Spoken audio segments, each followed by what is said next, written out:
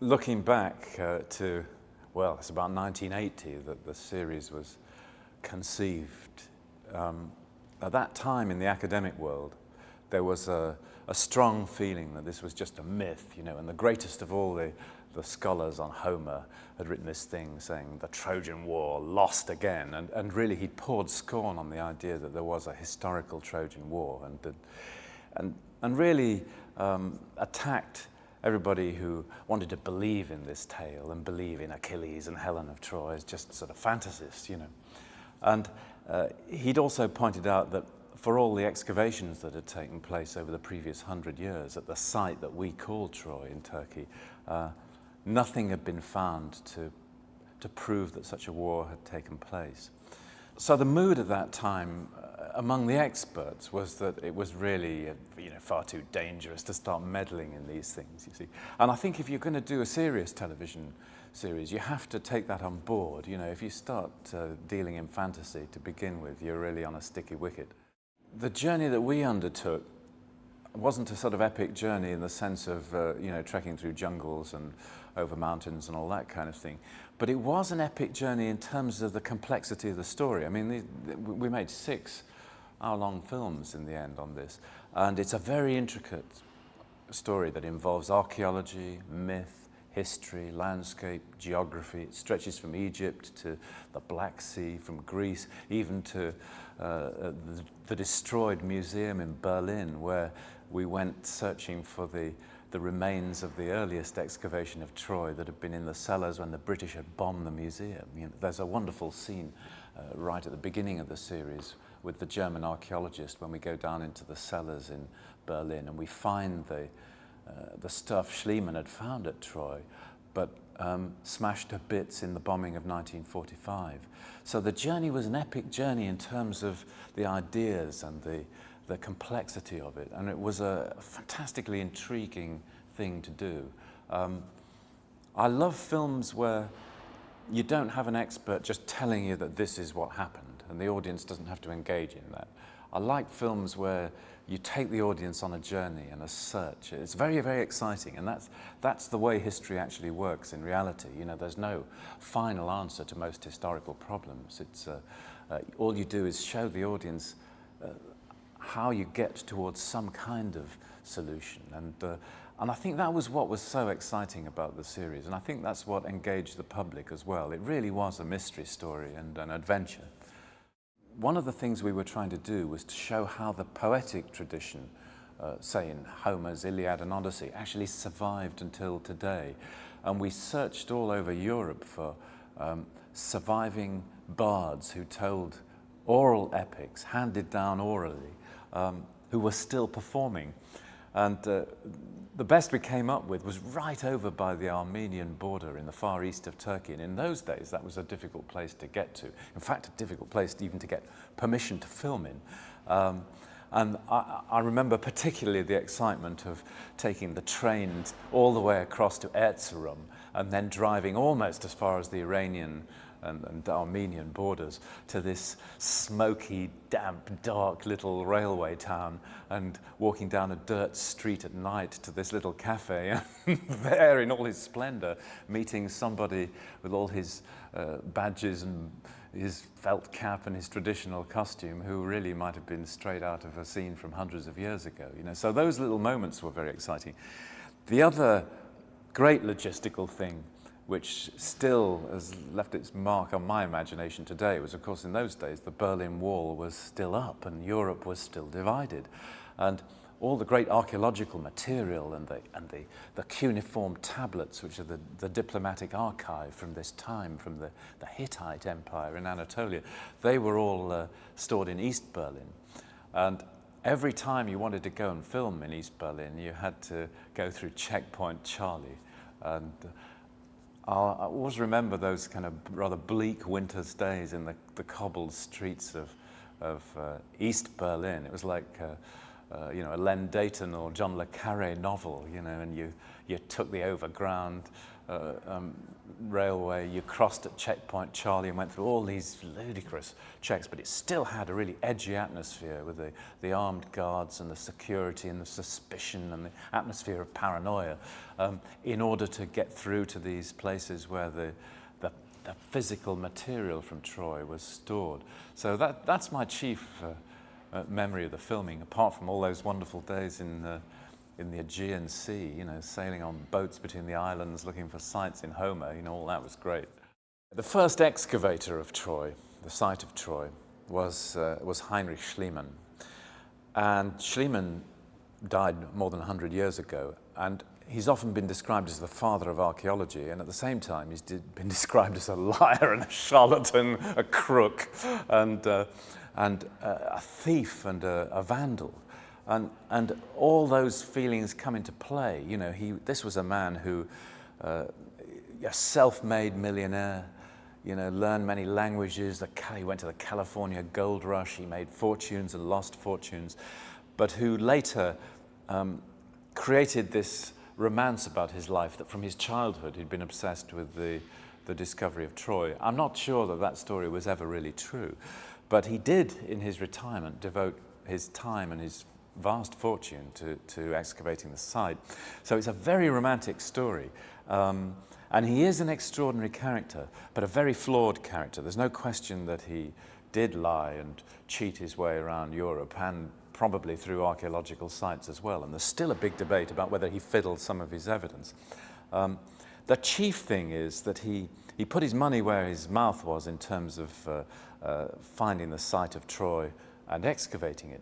But in the process, he virtually destroyed the site. See, archaeology is a strange science. It destroys the evidence in finding it. Once you've pulled the evidence out of the ground, that's it. You're left to rely entirely on the archaeologist's word for what happened and the way that the archaeologist recorded it. And in those days, archaeology really had just started as a science. Schliemann didn't record his material properly at the beginning. And he had this idea in his head of what Troy might have looked like. And obviously he was reading Homer's poems like the Iliad, and he had this idea of some great prehistoric city with palaces and fortresses and towers. And when he excavated this mound, Hissarlik, near the Dardanelles, he found nothing like that. I mean, the whole citadel at Troy is only a couple of 100 yards across. And he believed also that it must be deep down, that the event must have taken place so far in the past that the upper parts of the city, which was built later by classical Greeks and Romans, must be far above the Bronze Age prehistoric city, which he dreamed was Homer's. So he smashed his way through that mound. That was nearly 100 feet deep of human habitation debris. And the irony is that he actually destroyed the very thing that he was looking for. He went right down to levels from 2nd, 3rd millennium BC and didn't realize that he'd actually smashed away the great walls that surrounded the real citadel, if there was a real citadel. So I think anybody who looks at Schliemann today must mingle admiration with a terrible frustration that he smashed to bits the very thing that we want to know about now, dug away thousands of tons of debris. It would be very interesting, for example, if somebody would finance it, if you could actually go through his rubbish tips today, because I bet you'd probably find the one thing everybody would love to find, which is Bronze Age clay tablets with writing on them from the archive of Bronze Age Troy. I'm sure that did exist on the site, and Schliemann probably destroyed it without ever noticing. Homer's story has really been the most important single myth in the literature, culture, music, drama of the Western world, from the ancient Greeks right until today.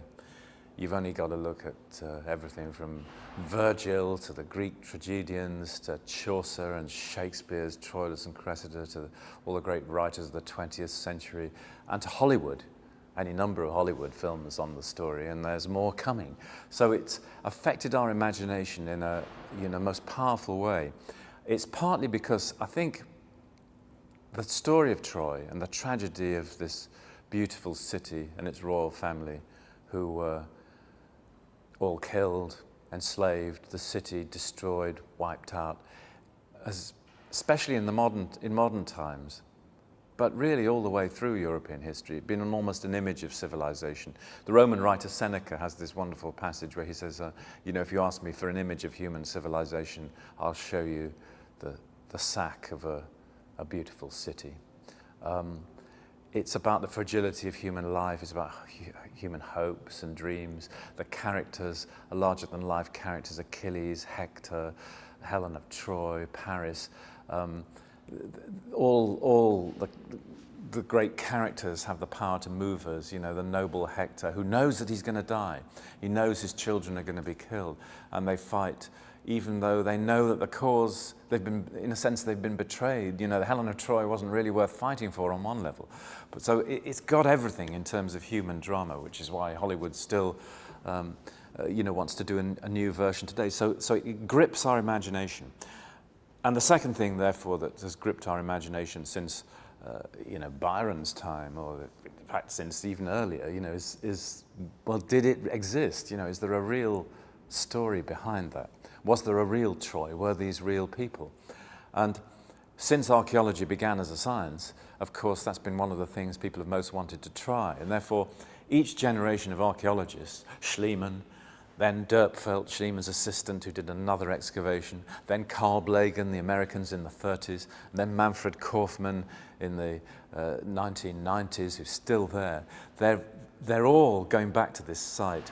And in a sense, they've all gone and tried to find what they hoped to find, However much you say as an archaeologist, look, I'm not interested in the myth, I'm just interested in this place. But the myth is so powerful that you can't help but be ensnared by it. And certainly the earlier generations of archaeologists, they went looking for that myth and its historical truth, and they found what they wanted to find. I think all great literature, no matter how old it is, no matter how far back in time it was written, still holds lessons for the present day. And Homer's Iliad is one of the greatest works of literature of the world, and it's the first great work of literature of the Western tradition. And its theme is war and what happens to people in war. And it's brilliant in its detail, it's cruel, unsparing, it has no illusions about what human beings do under those kind of pressures. It opens up how people suffer in war, how non-combatants and the women and the children suffer. It shows you how brave people face death. It's a most powerful and wonderful work, and I think still has great relevance today. You've only got to look at the last few years with the tragedies in Iraq and Bosnia and Rwanda to see we've not escaped any of the predicaments that Homer was depicting, 2,700 years ago.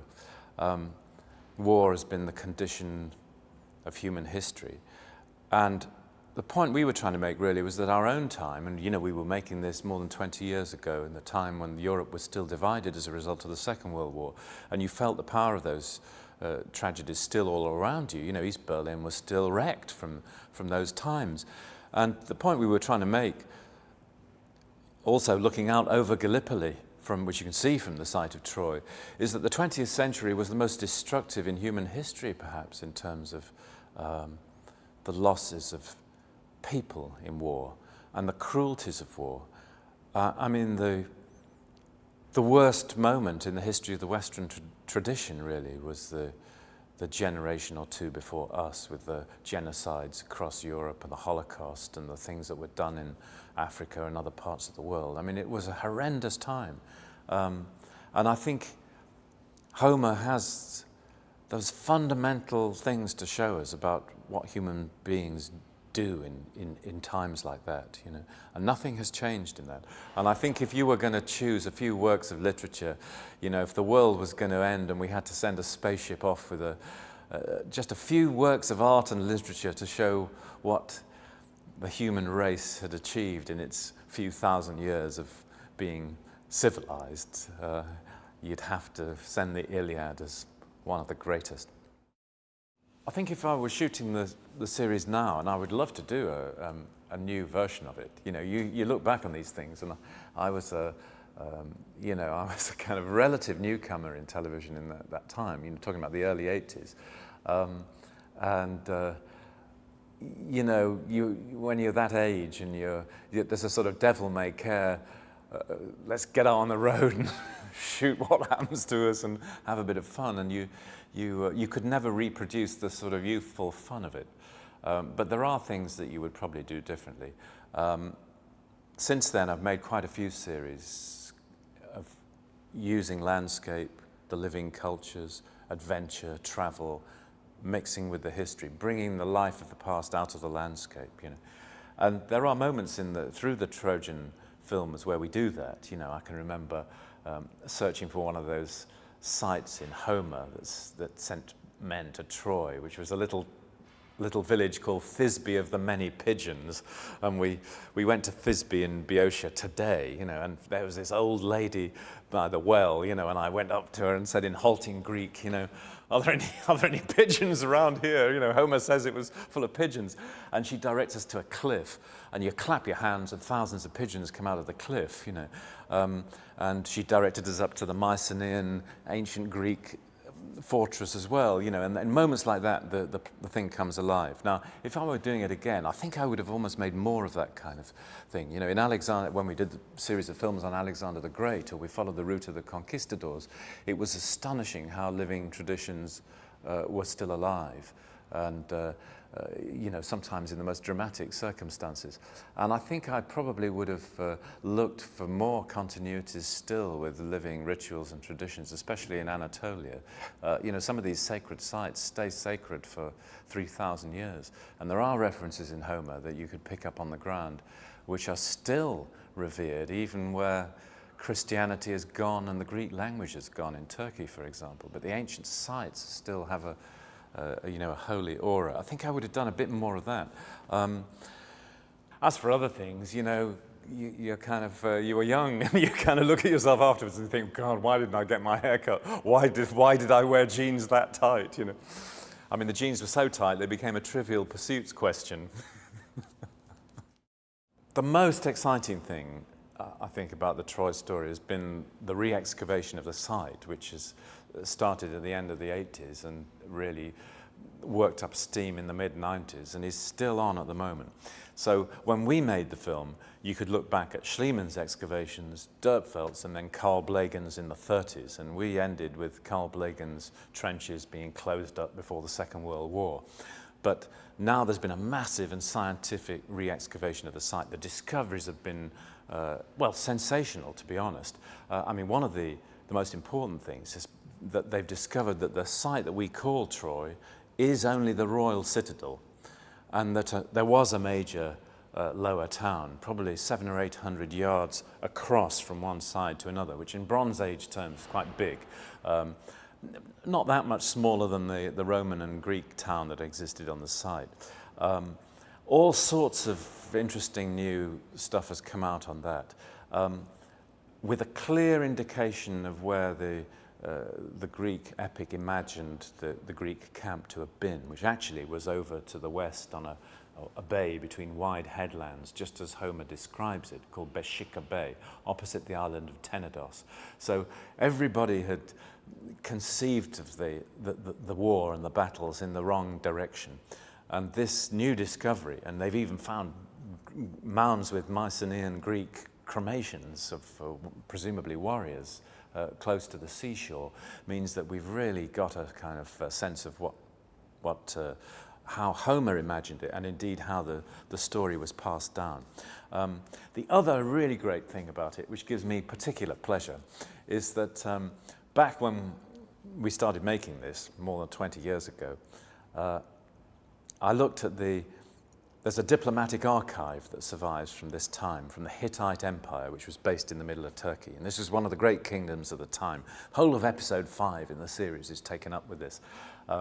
And they were on a par with ancient Egypt, Ramses the Great and Babylon, and they had diplomatic relations, and they sent ambassadors and exchanged letters and all this stuff. They were one of the main kingdoms of the time. And in the Hittite diplomatic archive, there's a whole series of letters relating to another great king somewhere out to the west. And this king was the king of a place called Achaia, or of Achaia. And Homer calls the Greeks Achaeans. There is still a center of Greece called Achaia. And in Homeric Greek, that would be Achaioi. Now, common sense suggested that these people were indeed the Mycenaean Greeks.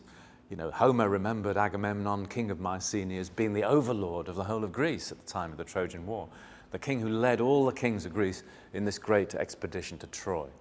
And here in the diplomatic archive, in the middle of Turkey, from just the right period, 1280s, 70s, 60s BC, is the story of these struggles over on the shore of the Aegean between the western kingdoms of Anatolia, who were under the Hittite Empire, and this great king of this mysterious kingdom to the west.